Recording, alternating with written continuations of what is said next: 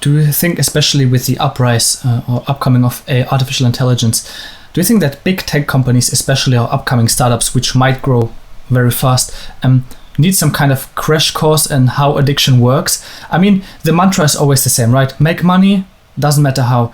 Do you think programmers, especially because programmers don't have this kind of background in psychology, for example, how the dopamine system works, but they have kind of a feeling of how it works, and they try to program a system so that it will keep people in their system?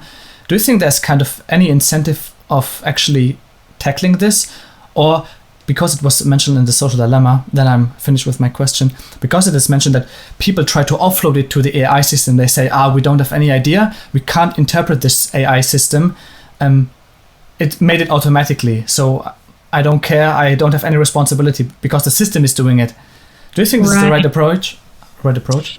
Yeah, no, I mean, I think that it's got to be both a top down and a bottom up. So as individuals, we are, and my book is basically about how we can, as individuals, change our behavior and change our immediate environment so that we are not consuming so much stuff, right?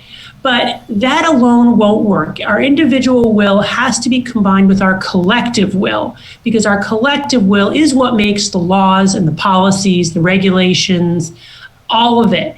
And so there has to be a response. The people who own these companies and who engineer this technology definitely have a responsibility too, and they need to be thoughtful about it.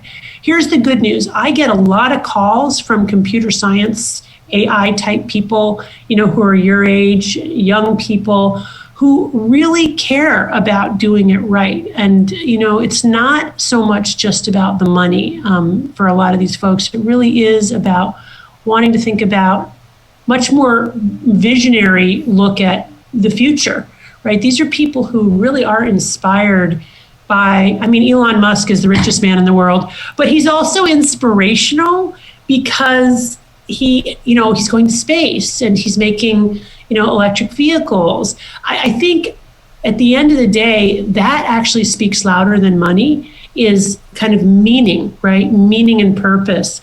And so companies that can incentivize through meaning and purpose instead of just through sort of capital gains, I think we'll be able to get sort of bright, talented people together to think about how to solve these problems.